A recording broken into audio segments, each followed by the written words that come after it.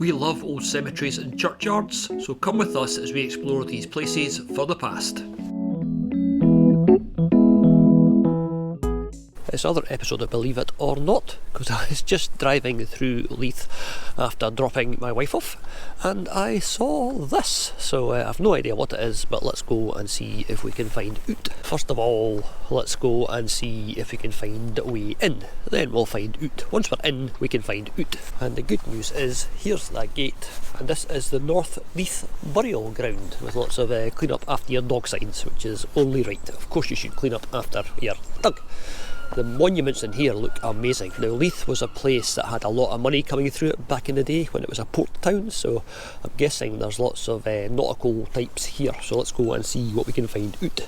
We'll just pick this one at random as a place to start. James Chalmers of the Leith Mount. Leith Mount, no idea, in this county, who died in 1791. So this is a very old gravestone. You could probably have guessed that just from looking at it. And next to that, here, H-E-A-R, lies L-Y-E-S, the corpse, C-O-R-P-S, of John Scott, late smith in North Leith, who died the 27th of March 1781, aged 37 years. Wow, we are properly back in history, and we are in sort of the middle of a housing area. That's a housing area now. It is probably the only green space for miles, so it is very popular with dog walkers, and also I can't film any of those too closely because you're looking right through people's windows. Anyway, this one is sacred to the memory of Anne Clark, spouse of Charles Tayport, shipmaster lately in Grombie Point, now in Leith, and youngest daughter of the deceased Alexander Clark, sometime of New Mills in the parish of Couros, Perthshire, who died at Leith Wednesday the 11th of September 1811 in the 48th year of her age. That is very specific. Right, up here there is a pointy one, and that is to the memory of John Bury, who was a cooper. A cooper makes barrels, if you didn't know, who died 1852. And his daughter, who died 1830. There's a dog coming over to say hello. Yeah. And the gentleman with the dog has just told me that this is the most interesting one. This is the Gladstone family, Gladstone being a Prime Minister of Great Britain, so this is his grandparents, I think. Let's see if we can find a date. It's quite nicely inscribed, but it's quite difficult to read from this angle. Beneath this stone are the remains of Helen Nilsson, spouse of Thomas Gladstone. Alright, okay, so it is. Who was something in Leith, blah blah blah, blah blah blah. 1806 is the date on that one over there. That's quite difficult to read. Let's go and find one that is a wee bit easier. Like possibly this one here, which has got the wee winged cherub. JBIH 1744. So here lieth the corpse, again lieth the corpse, C-O-R-P-S, of John Brown, shipmaster in Leith, who departed this life in 1744, it says there. This is an amazing it is a wee graveyard, you can see there. It's not very big, but it is very, very interesting. Right, let's see what's over here. This is a more modern stone, I think, but I could be talking complete flibble wobble. It is, 1876, so that's a more modern one. Now, I'm going to go down here because some of these ones we saw from outside had some amazing looking inscriptions on them. That one has lost most of it. Here lieth John somebody. See, the letters there are all carved together, H, and the E's on the H and the T is on the H. I wonder why that is. To save money, because he was paying per letter. He says, I'll make those two letters into one. There's probably a date there, but I can't see it. And this one is winemaker. Does that say winemaker? It does, doesn't it? To the memory of Sarah Adam something of, what does that say? That's E-C, can't be spouse. I don't know what that says, something E-C-T at the end of Alex. If you know what that is, let me know. Alex something, winemaker, North Leith, who died in 1825, it says there. This is really cool. I want to know what that says. It says Sarah Adam, and what's that E-C-T? Something E-C-T of. It's usually daughter or wife or spouse or niece or something. I don't know what that is. Another grand and pointy one, sacred to the memory of William Gillespie. William Gillespie. You can tell I'm reading these live for the first time, and that is from 1813. That's quite cool, isn't it? It's quite imposing. I suppose it's from the days when your tombstone was your mark that you left on the world. You were a good man and you had a good gravestone, or you were the wife of a good man and you got your name on his gravestone, or he took over most of yours. Right, and this is a merchant in Leith, man with money, James Wishart, who died in 1854. That's quite an imposing thing. Leith was a hotbed of body snatching when bodies were stolen for medical experimentation. I guess there must have been some sort of security booth here at some point, and the police would certainly have been keeping a very close eye on it. There is Reverend William Stevenson, who died in 1841. There's nothing here that is newer than like the 1850s as far as we can see so far. I would have thought they were oars when I was younger, but I think they might be something to do with making whiskey, or with barley. You know, these like ladle spade things that they use for drying out the barley. That's a complete guess, but it's a semi-educated guess.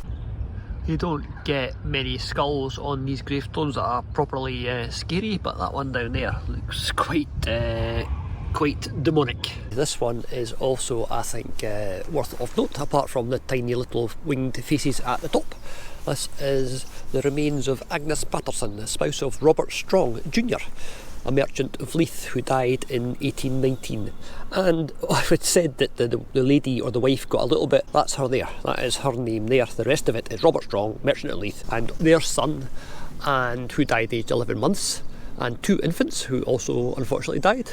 And John Patterson, I don't know what his relationship was, a civil engineer who died in 1825, and Elizabeth Patterson, his wife, and at the very, very bottom, Robert Strong himself just makes it onto the tombstone. And next to the Strongs, we've got, this is quite nice, again sandstone, so it's all quite badly eroded, but there's 2 little, I'm going to say cherubs, but it's difficult to tell what they once were, and an almost sort of theatrical, like a stage there, but yeah, don't know. There's nothing left on that is even remotely legible, and I'm guessing, oh wow, no, don't let me guess again, because I was wrong.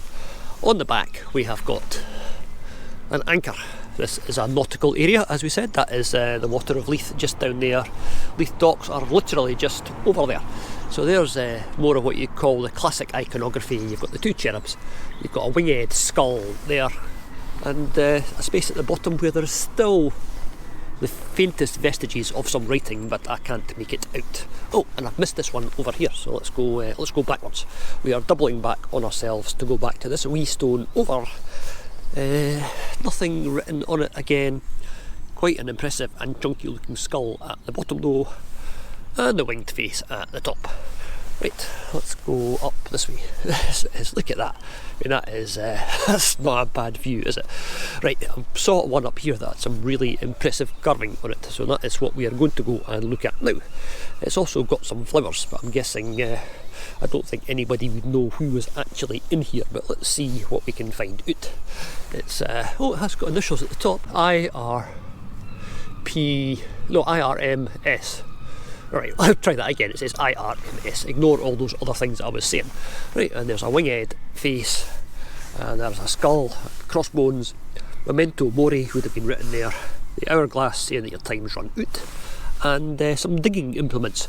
So this guy's job involved digging. He was maybe a farmer down in Leith, yeah, less likely. Builder maybe, not sure. This one is, I keep saying this is they're all like amazing in this place. This is a cemetery that is well worth a wee visit. Let's see if we can find a date. The writing on this is actually not bad. Age 63 years, he died the 8th of January 1702. Right, is there anything on the back of this one? Because we're learning you've got to look at, oh yes. There's quite a lot on the back of this one. There is, that's not a skull, is it? That doesn't look like a skull. And that's, yeah, this is a completely different set of iconography just to confuse us. It's got writing there, MNT, guessing memento mori. That might have been a skull at one point. There are no crossbones, there's some horny looking things. And then there's a hammer, THIH. That's, always look at the back of gravestones. Sometimes there's more than you might expect. And I wonder if that's actually the top of a skull down there, because that thing is sinking into the ground. Who have we got down here?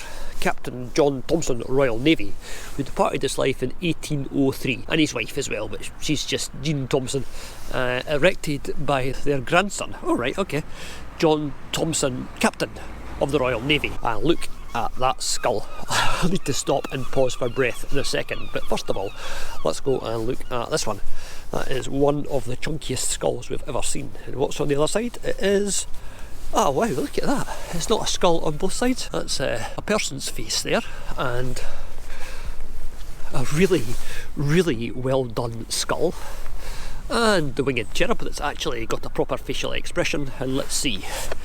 James something ship MP would that be? In Leith. And Blizz. Right, I am going to have to get back to you on this one.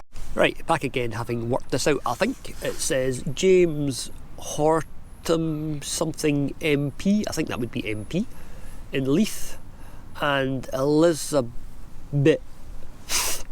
Burton, his spouse. And then some more stuff that I can't really make out, but date wise 1768 down there. That would be quite interesting to actually see what these all said, but it's getting dark, it's raining, and we don't have time, but you can take my word for it, it's definitely interesting. And over behind him, let's just check the back. Is there anything on? Oh yeah, again there's stuff on the back. 1761. There is a ship's anchor there, which is upside down. There is some tools that would be the trade of the person that is down there. But yeah, that's really cool. There's no inscription left on that, unfortunately. So these are the ones I was heading for. That is George Temple, a shipwright, a man who made ships, 1797. And behind him, that is one of the more impressive ones that are left standing. Sacred to the memory of Joseph Stoney, RN, again Royal Navy, born on the island of Jamaica on the 19th of November 1792, died here in 1820. It was erected by his only sister, Mary Kemp, from Jamaica. So yeah, he died a long way from home, and with quite a lot of money, judging from his stone. Let's go across to the one next door to that, which is John Carr Beadle, Esquire, merchant of Leith, 1855. And then behind that there's a big tabletop tombstone, a very big tabletop tombstone that has got, as far as I can see, nothing left on it. Let's keep on towards the back. This is another quite impressive obelisk-y type thing to the memory of John Gavin, who was a ship owner, not just a shipwright or a shipbuilder, but a ship owner, who died in 1839 aged 70, and his spouse who died in 1839 aged 60, and their son who died in 1889 aged 33. That can't be right. How could he die in 1889 aged 33 if she died in 1830 age 60? That doesn't make sense. That must be something different. That says 1839, definitely. 1889 and 1839 is like 50 years. So he couldn't have died aged 33. There is something weird going on there. Again, if any of you have got any idea what I'm talking about, can you please let me know, because I haven't. This is a bit of a surprise. This is William Liddell, who died July 14th, 1690. So we've just jumped back from the 1800s to the 1600s. He was aged 45 years. Mr. Robert Liddell, a merchant from Leith, who died at Kirkcaldy, which is just across the water, in 1852, and the widow of John Nisbet, Esquire, from a place called Assington Grange, Northumberland, which I've never heard of, died at George's Place, Leith Walk, in 1844. This is a fascinating graveyard. I'm loving it. You can probably tell. And down here, more really, really old stones, with lots and lots of iconography for us to get our teeth into. We've got the winged skull, we've got Memento Mori, we've got the skull and crossbones and the flying time glass, because time flies, and again we've got digging tools, so somebody whose work involved digging, possibly a farmer or a grave digger even, something like that. And next to him, or them, or her, whatever, we've got a skull and crossbones, IVBC, so out on the right and left on that. Oh right, let's see if we can see a date on this one. I am not kneeling down in the mud, I've got my good jeans on. No. I'm going to find it and then I'm going to tell you, so back in a second. Actually, I've got a better idea. My little camera holder thing has got a torch on it, so if I shine the torch at an angle you can see IVBC, and then you can see SIRST, First Core 1555. Now, does that say 15? It definitely says 1555. I'm not saying that's where the grave is from. And it says, "O death, where is thy something?" I'm looking to see if I can see a date, but on that side I can't. That is the back side of the one next to it, which is quite well weathered. There's not much you can see on that. There's something there, I'm not sure, a shield of some sort. You can definitely see the wee winged head. And on that side, is it a skull or is it a... Nope, it's another wee winged head. And on the... Oh right, on this side, it makes up for the lack of skulls on the other side by having... that's quite... I won't use the word spooky because that's a silly word to use, but that's quite sort of... yeah, you wouldn't want to meet him on a dark night like tonight. And finally, in the last wee corner of this is where it all finishes for today. And there's people walking past thinking that I am insane, and they're probably right. So let's put the light on at an angle. It says, in a nascent something in memory of Stuart with something gone, 1764. It's time to head off now. That is enough for one night. We've actually, I think we've covered just about every grave in this place, apart from this one here, which we went past because we were too excited about seeing those ones over there. So this is, oh, it's got some lovely script on it. Oh, look at the calligraphy. Oh, it's lovely, lovely calligraphy that is, but does it have a date? Let's put the torch back on again and see if that helps. Ta-da! Yes, it does. Now, can you see that? That says 1821, by the way, so that is our date. This guy, Robert Little, was a shipmaster in Leith. Okay, cool. The wee torch does actually help. Not quite sure what the story with these ones is. RM there and the one there the same. Replacement markers for... I'm not saying RM stands for replacement marker, but replacement markers for something that has now gone. Right, so let's go up this way. We're heading back towards the entrance now. I hope you've enjoyed this. This is a totally impromptu and even by our standards unplanned little visit. Oh, and I've just noticed something else for you lovers of things on gravestones. It's got a flower on the side of it. Never seen that before either. And on the front of it, it's got... See, it's got this winged thing going on. But that looks like theatrical, doesn't it? It looks like the curtains of a theatre. Right, let's put the wee light on and see what we can see here. That's 1702. I think we already knew that one. This one may be quite interesting, I can't tell, because the only word I can actually make out is also. I can't see any sign of a date on that. Sometimes I do this, then I can see the date when I look back at the video, but no, definitely can't see a date there. Torch on and torch off. Doesn't make a lot of difference. You don't get many skulls on these gravestones that are properly scary, but that one down there looks quite demonic. Well, I keep saying that's us finished and then we come back, but this is definitely us finished. This is our parting shot.